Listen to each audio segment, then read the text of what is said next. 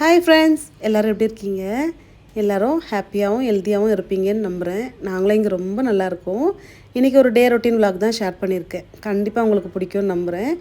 என்னையும் நம்பி இது வரைக்கும் எனக்கு சப்ஸ்கிரைப் பண்ணி சப்போர்ட் பண்ண எல்லாருக்குமே என்னோடய ஹார்ட்ஃபுல் தேங்க்ஸை சொல்லிக்கிறேன். லைஃப் வந்து எல்லாருக்குமே ஒரே மாதிரி இருக்காது. ஒருத்தர் லைஃப் ஒரு மாதிரி இருக்கும். நான் வந்து அட்வைஸ் பண்ணுறதுக்கெலாம் விரும்பலை. அட்வைஸ் பண்ண யாருக்குமே பிடிக்காது, எனக்கும் மெயினாக பிடிக்காது. அதனால் ஜாலியாக இருக்கிற வழி என்னவோ, நமக்கு என்ன கிடைக்கணும், நமக்கு என்ன நடக்கணும்னு இருக்கோ அது கண்டிப்பாக நடக்கும். அதனால் எது வந்தாலும் வரட்டும், போனால் போட்டோன்னு சொல்லிட்டு ஜாலியாக வந்து ஒரு நிமிஷத்தை நம்ம என்ஜாய் பண்ண ஆரம்பிக்க பழகிட்டாவே போதும். நம்ம லைஃப்பை வந்து சூப்பராக ரன் பண்ணிட்டு போயிட்டே இருக்கலாம்.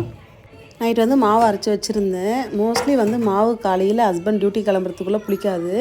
கொஞ்சம் கஷ்டமாக தான் இருக்கும். ஹஸ்பண்டுக்கு வேறு ஏதாச்சும் சிம்பிளாக பண்ணி கொடுத்துட்டு குழந்தைங்க ஏஞ்சி ஸ்கூலுக்கு கிளம்புறதுக்குள்ளே மாவு கொஞ்சம் புளிச்சு வந்துடும். அவங்களுக்கு மட்டும் இட்லி இல்லை தோசை ஊற்றி கொடுத்துட்றது. இன்றைக்கி ஏஞ்சதும் மாவு புளிச்சதை பார்த்த உடனே ஒரு ஆனந்தம். அது வந்து நிறைய பேர் ரிலேட் பண்ணியிருப்பீங்க. அப்பா மாவு புளிச்சிருச்சு, ஒரே வேலையாக முடிஞ்சிடும்னு சொல்லிட்டு. வடகறிக்கு நைட்டை பருப்பு ஊற வச்சுருந்தேன். காலையில் அதையும் அரைச்சி எடுத்துக்கிட்டேன். ரெசிபி வந்து நான் டீட்டெயிலாக ஷேர் பண்ணல, வடகறி ரெசிபி. முடிஞ்சால் இன்னொரு விலாகில் இல்லை மினி விலாகில் நான் அப்லோட் பண்ண ட்ரை பண்ணுறேன். இந்த சின்ன குட்டி வந்து இந்த அழகியோட குரலுக்கு தான் ஏஞ்சிப்பாரு. நான் நிறைய வீடியோவில் சொல்லியிருக்கேன். காலையில் நான் எழுப்பி பார்த்தேன், ஏஞ்சிக்கவே இல்லை. இந்த அழகி வந்து இந்த கொசு வலையை கிழிக்காமல் விட போகிறதில்ல. ஏற்கனவே கிழிச்சு தைச்சி வச்சுருக்க மாதிரி இருக்குது. இந்த ஏறி குதிக்கிறது, தாவறது, இதுதான் ஒரு வேலை. காலையில் நல்லா விளையாட்டு மூடில் இருக்கும். கொஞ்சம் நேரம் கழித்து நல்லா டொயின்னு போய் தூங்கிடுறது. இதுதான் அவரோட ரொட்டீனாக இருக்குது. பெரிய குட்டி ஏஞ்ச உடனே நம்ம வந்து கொஞ்சம் நல்ல அவசியம் கிடையாது. நம்ம சொல்கிற வேலையை போய் சமத்தாக பண்ண ஆரம்பிச்சிடுவார். ஆனால் சின்ன குட்டி நம்ம கொஞ்சமாக அந்த டே வந்து ஸ்டார்ட் ஆகாது. நம்ம கொஞ்சம் நார்மலான ஒரு குரலில் வேலையை பாரு, புக்ஸ் எடுத்து ஏதாவது ஒன்று சொன்னால் போதும், ஆப்போசிட்டாக வந்து ரியாக்ஷன் காட்ட ஆரம்பிச்சிடுவார். அதனால் கொஞ்சம் நைஸ் பண்ணிவிட்டு அதுக்கப்புறம் அவரை கொஞ்சம் சில்லுன்னு ஆகிடுவார். சரின்னு சொல்லிவிட்டு நானும் கிச்சனுக்கு வேலை பார்க்க வந்துட்டேன்.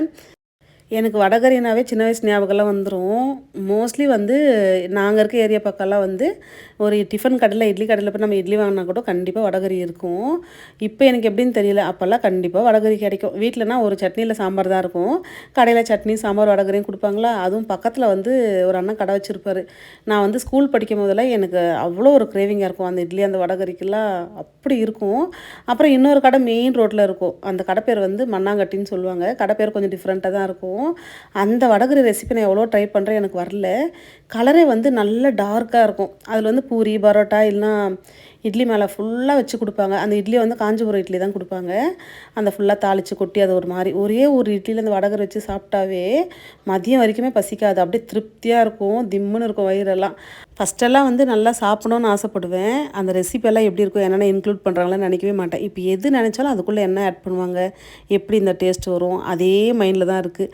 ஊருக்கு போனால் கண்டிப்பாக வாய்ப்பு கிடைச்சா அந்த ஹோட்டலுக்கு போனோன்னா அங்கே சமைக்கிறவங்ககிட்ட கண்டிப்பாக ரெசிபியை வந்து வாங்கி ட்ரை பண்ணணும்னு நினச்சிட்ருக்கேன். வடகறி எனக்கு அவ்வளோ பிடிக்கும். மெயினாக அந்த கடையோட வடகறி எனக்கு அப்படி பிடிக்கும். முன்னாடி நாள் வந்து கொஞ்சம் ஆட்டுக்கால் எடுத்துகிட்டு வந்திருந்தாங்க. நான் நைட்டே வந்து நல்லா ஹாட் வாட்டரில் மஞ்சள்லாம் போட்டு நல்லா க்ளீன் பண்ணி வச்சுருந்தேன். ஒரு 4-5 விசில் விட்டும் வேக வச்சு எடுத்துருந்தேன். வெறும் இஞ்சி பூண்டு பேஸ்ட்டும் மஞ்சள் பொடி உப்பு எல்லாம் போட்டு வேக வச்சு வச்சுட்டேன். மறுநாளைக்கு வந்து நம்ம இதை சமைச்சிக்கலாம்னு சொல்லிட்டு. என்னோடய ஸ்டைலில் வந்து ஆட்டுக்கால் பாயா எப்படி பண்ணுறதுன்னு பார்க்கலாம். ஒரு குக்கர் அடுப்பில் வச்சுட்டு அதில் வந்து எண்ணெய் தாராளமாக சேர்த்துட்டு பிரியாணி ஸ்பைசஸ்லாம் கொஞ்சமாக ஆட் பண்ணிக்கலாம். நல்லா ஃப்ளேவர்ஃபுல்லாக இருக்கும். பச்சை மிளகா நல்லா காரத்துக்கு வந்து நீல வாக்கில் கட் பண்ணி போட்டிருக்கேன். வெங்காயம், தக்காளி நம்மளோட குவான்டிட்டிக்கு ஏற்ற மாதிரி எல்லாம் போட்டு நல்லா வதக்கி எடுத்துக்கலாம். கருவேப்பிலை, கொத்தமல்லி, அதுக்கப்புறம் புதினா கொஞ்சம் ஆட் பண்ணிவிட்டு எல்லாம் வதக்கிட்டு தனி மிளகாய் தூள், வீட்டு குழம்பு மிளகாய் பொடி, மஞ்சள் பொடி இதெல்லாம் போட்டு நல்லா பரட்டி எடுத்துகிட்டு வேக வச்ச அந்த காலை வந்து தண்ணியோடு, அதில் இருக்க அந்த சூப் தண்ணியோடு போட்டு நல்லா கொதிக்க வச்சுக்கலாம். ஒரு பேஸ்ட் ஒன்று ரெடி பண்ணிக்கலாம். தேங்காய், கசகசா, சோம்பு இதெல்லாம் வந்து நல்லா ஃபைன் பேஸ்ட்டாக அரைச்சி எடுத்துக்கலாம். வேணும்னா நம்ம இது கூட வந்து முந்திரி கூட ஆட் பண்ணிக்கலாம். நான் மட்டனே வந்து நல்லா ஃபேட்டாக இருக்கிறனால முந்திரி எதுவும் ஆட் பண்ணல. நல்லா பேஸ்ட்டாக அரைச்சி இதில் கலந்து விட்டுட்டு நல்லா வந்து ஒரு 4-5 விசில் கூட விட்டுட்டு நல்லா அந்த விசில்லாம் இறங்கினதுக்கப்புறம் ஓப்பன் பண்ணி எடுத்துக்கலாம். இது மெயினாக வந்து பரோட்டாக்கு, இட்லி, தோசைக்கு செம்மையாக இருக்கும். நான் வந்து மதியன்றனால ஜீரா ரைஸ் தான் பிளான் பண்ணேன். எனக்கு டைம் இல்லாதனால ஜீரா ரைஸ் நான் பிளான் பண்ணதை அப்படியே ஆஃப் பண்ணிவிட்டு நார்மலாக சாதம் மட்டும் வடிச்சிட்டு சர்வ் பண்ணி சாப்பிட வேண்டியது தான். இது வந்து நம்ம முன்னாடியே பண்ணி வச்சுட்டு அடுத்த வேலைக்கு இல்லை மறுநாளைக்கு சாப்பிட்டோம்னா அவ்வளோ டேஸ்ட்டாக இருக்கும். சாப்பிட்டு முடிச்சுட்டு கொஞ்சம் நேரம் வந்து குழந்தைங்க கூட டைம் ஸ்பெண்ட் பண்ணலான்னு போனேன். குழந்தைங்க கூட போனால் குழந்தைங்க என்ன கண்டுக்கிறது கிடையாது. இந்த அழகிக்கு நான் போய் உட்காந்தேன்னா பொறுக்காது. கொஞ்சம் நேரம் அப்படி இப்படின்னு வெறுப்பேற்றிட்டு நான் வேறு போன வாரம் வந்து நல்லா குளிப்பாட்டிட்டேன். பூனையெல்லாம் குளிப்பாட்டக்கூடாதுன்னு நான் கேள்விப்பட்டிருக்கேன். நல்லா வந்து வெது வெதுப்பாக தண்ணி வச்சு ஷாம்பு போட்டு நல்லாவே குளிப்பாட்டிட்டேன். ஏன்னா வந்து குழந்தைங்க கூட விளையாடுது, நம்மக்கிட்ட வந்து ரொம்ப க்ளோஸாக வந்து விளையாடுறதுனால எனக்கே ஒரு பயமாக இருந்தது. குளிப்பாட்டினதுக்கப்புறம் தான் ரொம்ப ரிலாக்ஸாக இருந்தது. இனிமேலும் வெயில் காஞ்சா குளிப்பாட்டணுன்னு இருக்கேன். ஏன்னா கொஞ்சம் குளிர் மழை அப்படி இப்படின்னு இருக்கிறதுனால வெயில் காஞ்சா மட்டும் குளிப்பாட்டலான்னு நினச்சிட்ருக்கேன். உங்களுக்கு எதாவது ஐடியா தெரிஞ்சால் சொல்லுங்கள். பூனையை குளிப்பாட்டலாமா குளிப்பாட்டக்கூடாதான்னு சொல்லிட்டு குழந்தைங்க வந்து க்ளே வச்சு விளையாடிட்டு இருந்தாங்க. என்னவோ பண்ணுங்கன்னு சொல்லிட்டு கொஞ்சம் நேரம் அவங்க கூட போய் நம்ம டைம் ஸ்பெண்ட் பண்ணலான்னு போனால் உடனே வந்து வேலை வச்சுருவாங்க. கேக் வேணும் அது வேணும்னு ஆரம்பிச்சிட்டாங்க. அதுவும் இந்த ஓடிஜி வாங்கினதுலேருந்து போதும் எப்போ பார்த்தாலும் கேக்கு, டெய்லி கேக்கு. நான் வந்து அடிக்கடிக்கெலாம் பண்ணி கொடுக்குறதில்ல. இந்த ஒரு ரீல்ஸ் பார்த்துருந்தேன். இந்த ஓரியோ பிஸ்கெட்டில் வந்து கேக் பண்ணுற மாதிரி ரொம்ப சிம்பிளாக இருந்தது. ஓரியோ பிஸ்கெட் சாப்பிட்டாலும் குழந்தைங்களுக்கு செட் ஆகிறது இல்லை, கொஞ்சம் கோல்டு பிடிக்கிற மாதிரி இருக்குது. சரி இருந்தது வீட்டில், கேக் பண்ணிடலான்னு சொல்லிட்டு 5 பேக்கெட் எடுத்திருக்கேன். ஒரு குட்டி பேக்கெட் இருக்குல்ல, 5 பேக்கெட் நல்லா உடச்சி போட்டுட்டு நானும் மிக்சியில் அடிக்கணுமான்னு பார்த்தேன். சரி பால் ஊற்றி நம்ம மிக்ஸ் பண்ணி பார்க்கலாம் கரையுதான்னு பார்த்தா டக்குன்னு கரைஞ்சிருச்சு. அதனால் வந்து பால் வந்து பார்த்து ஆட் பண்ணணும், கொஞ்சம் கொஞ்சமாக ஆட் பண்ணணும். அப்புறம் தண்ணியாக போயிடுச்சுன்னா கஷ்டமாக இருக்கும். ஒரே ஒரு பிஞ்ச் பேக்கிங் சோடா போட்டு நல்லா அடிச்சிட்டேன். நல்லா அடிச்சுட்டு இப்போ நம்ம கடாயில் பண்ணுறதுனா முன்னாடியே ஒரு பெரிய கடாய் வந்து ப்ரீஹீட் பண்ணி வச்சிடணும். வச்சுட்டு வந்து அதுக்கப்புறம் நம்ம வைக்கலாம். ஓடிஜியில் நான் ப்ரீஹீட்லாம் பண்ண டக்குன்னு வந்து இந்த டின்னில் வந்து பட்டர் பேப்பர்லாம் வச்சு நல்லா போட்டு டேப் பண்ணிக்கணும். மாவு ஊற்றினா எப்போவுமே வந்து நல்லா டேப் பண்ணிக்கணும். இந்த பபிள்ஸ்லாம் ஃபார்ம் ஆகி கேக் சரியாக வேகாமல் ஒரு மாதிரி இருக்கும். ஓடிஜியில் வச்சுட்டு அதே போல் ஓடிஜியும் வந்து நிறைய பேர் கேட்டிருந்தீங்க. நல்லாவே இருக்குது. நிஜமாக சொல்கிற பிகினர்ஸ்க்கு ரொம்ப யூஸ்ஃபுல்லாக இருக்குது. இதுவும் வந்து நம்ம பழகணும்லாம் அவசியம் கிடையாது. நம்ம ஒரு முறை வச்சு பார்த்துட்டோன்னா நம்ம பேக் பண்ண போகிறோமா டோஸ்ட் பண்ண போகிறோமா அதிலே ஆப்ஷன்லாம் காட்டும். டைம் கூட அதிலே காட்டிடுது. இப்போ பேக்கிங்க்கு எவ்வளோ டைம் அந்த மாதிரி ஒரு இதுவாக கொடுத்துருது. நம்ம என்ன பண்ணோன்னா கொஞ்சம் குறைச்சி வச்சு பார்க்கணும்.